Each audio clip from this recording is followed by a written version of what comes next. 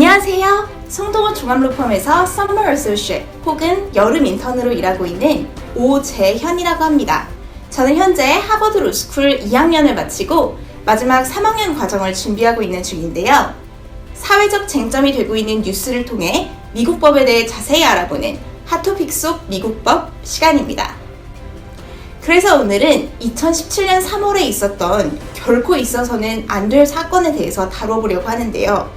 고등학교에서 자퇴한 한 10대 소녀가 8살짜리 여자 초등학생을 집으로 유괴하여 살해한 뒤 그 시신을 잔혹하게 훼손한 소위 인천 여아 살인사건입니다. 이 10대 소녀는 본인의 잔혹한 범죄 사실들을 모두 인정하면서도 범행 이전에 정신과 상담 기록에 기반하여 범행 당시 본인이 심신미약 상태였다는 주장을 펴 유가족들에게 다시 한번 큰 충격을 주고 있습니다. 형사변호인이 되고 싶다는 꿈을 가지고 하버드 로스쿨에 진학을 했던 데다가 이상심리학 혹은 Abnormal Psychology에도 굉장히 관심이 많아서 학부에서 심리학을 전공하기까지 했던 저의 경우에 피고인이 심신미약 주장을 편 이런 형사사건들에 굉장히 관심이 많은데요. 한국법과 비슷한 듯 하면서도 다른 미국법이니만큼 오늘은 과연 이 사건이 미국법으로 다뤄졌다면 어땠을지, 심신미약이나 기타 정신병력 등이 미국에서의 형사처벌에는 어떠한 영향을 주는지에 대해서 간단히 알아보기로 하겠습니다. 미국법상 의료적인 정신 이상 소견이 형법 재판 과정에 있어 영향을 줄 수 있는 메커니즘은 크게 두 가지인데요. 하나는 소송 능력 혹은 competency to stand trial이 없다는 판결을 받아서 재판에 서는 것 자체를 면하게 되는 경우이고요. 다른 한 가지는 정신착란성 방위 혹은 insanity defense로 재판에서 본인을 방어하여 정신 이상을 이유로 무죄 혹은 not guilty by reason of insanity 라는 판결을 받게 되는 경우입니다. 일단 첫 번째, 소송 능력 부재의 경우에는 피고 본인이 받고 있는 혐의라든가 기소 상황 그 자체를 인지하기 힘들어한다거나 변호인에게 충분한 정보를 제공할 수 있는 그러한 능력 자체가 부족한 경우로 유무죄 판결이 나지 않은 상태에서 단순히 재판을 미루면서 피고의 정신적 감정 및 치료를 계속하며 피고가 재판에 회부될 수 있다는 의료적 소견이 나올 때를 기다리게 되는 것입니다. 반면에 두 번째, 정신착란을 이유로 들어서 범죄 사실을 모두 인정하면서도 완전 무죄 판결을 받을 수 있는 정신착란성 방위 혹은 insanity defense입니다.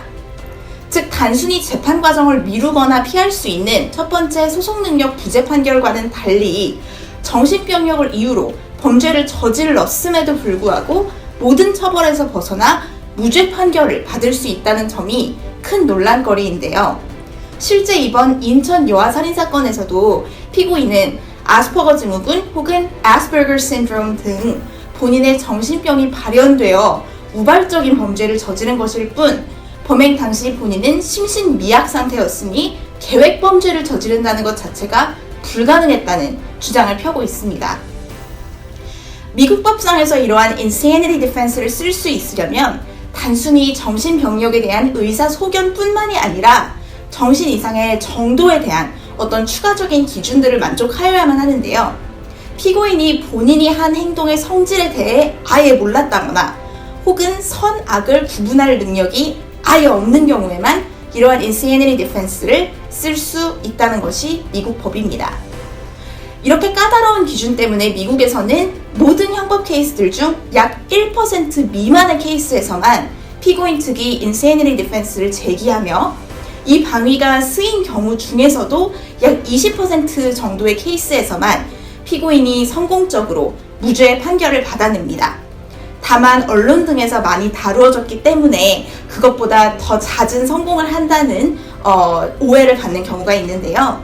또한 무죄 판결 이후에도 판사 재량에 따라 정신치료 등을 의무화하는 것은 가능합니다. 본인이 낳은 5 아이들을 욕조에서 익사시켰던 텍사스의 앤드류 예이츠의 경우가 실제로 이렇게 의무화된 정신치료를 받고 있습니다. 이번 인천 여아 살인사건의 경우에는 피고가 진단을 받았다는 아스퍼거 증후군이 대인관계라든지 평소 행동에 있어 약간 이상이 있을 수는 있지만 심각한 기능 장애를 일으키는 정신병은 아니라는 것이 일반적인 학설이니만큼 아마도 Insanity Defense를 성공적으로 쓰기에는 어려울 것이라는 판단이 들고요.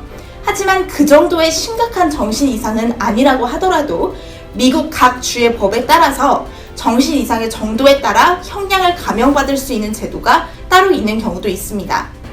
유타 등의 소수 중에서는 Insanity Defense 자체를 금하며 심리 상태에 관계없이 모두 똑같은 처벌을 받게 하는 반면에 플로리다 등의 주에서는 의도적으로 살인 계획을 구상하고 실현할 수 있는 정도의 정신적인 수행 능력이 없다라는 판단이 될 경우에 무죄 판결까지 받지는 못하더라도 살인 이후 무기징역은 피할 수 있게끔 감형을 해주는 식입니다. 즉, 각 주에 따라서 그리고 피고인의 정확한 심리적 상태에 따라서 케이스의 결과가 매우 달라질 수 있으니 기타 질문이 있으시면 꼭 형사법에 능통한 경험 있는 변호사에게 문의하시기 바랍니다. 그럼 다음번 핫토픽 속 미국법 시간에 다시 찾아뵙겠습니다. 감사합니다.